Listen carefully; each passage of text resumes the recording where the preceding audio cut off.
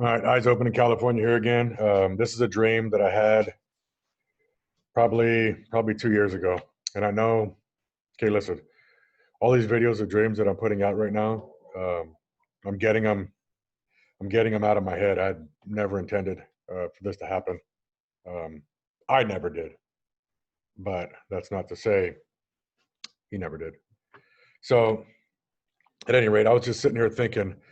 Now I'm watching all these videos, and there's little details in every video that I'm watching that's like sparking my memory, right?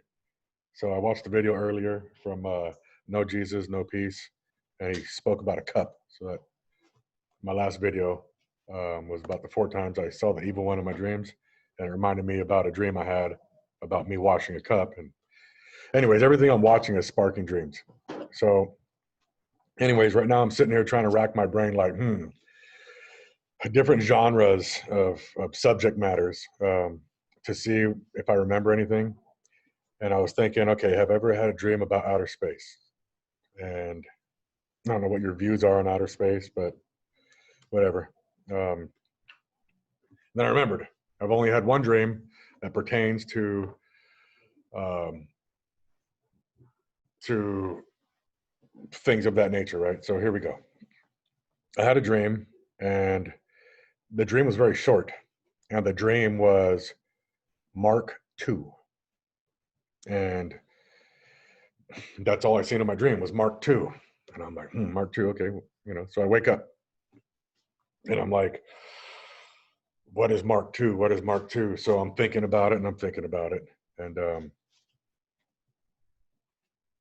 so anyways, I started thinking, okay, well, as I was reading through the Bible, I started noticing that whenever they use the term for two, they are using the term Twain, right?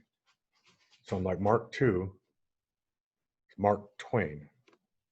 So I start researching Mark Twain, right? Like the middle of the night, trying to find out about Mark Twain, and found out where he was born, and the river property that he lived on, and this and that and this and that and this and that. And there was really nothing.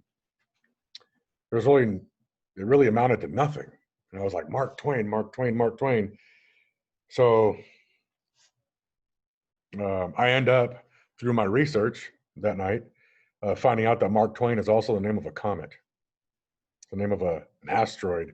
I don't know what the difference is between comets and asteroids, so I'm not an astrologer or whatever they're called. So to me, it's neither here nor there. So then I start researching the orbit of the comet known as Mark Twain, and checking out its orbits and this and that and the other. So I ended up emailing some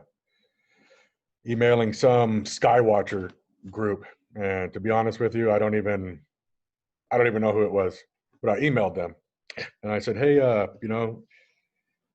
this is going to sound weird, but I just had a dream, and I kind of broke it down. I asked the person, I emailed them and I said, hey, what's the chances? What's the orbit of Mark Twain? Will the comet Mark Twain, is it on course to ever impact Earth by any chance? And the person emailed me back and said, no, it's a safe orbit and whatever. And I emailed back and I was like, hey, you know what? Thank you for your time. I mean, really, it blew me away. They got back to me, and that was really awesome. And I told them, if you could, just keep your eye on it, because that dream, I don't know what it was about. And that was about the only thing that really amounted to anything. It was the only possible conclusion that I could have seen me coming to. So I told him to keep an eye on the Mark Twain comet's orbit.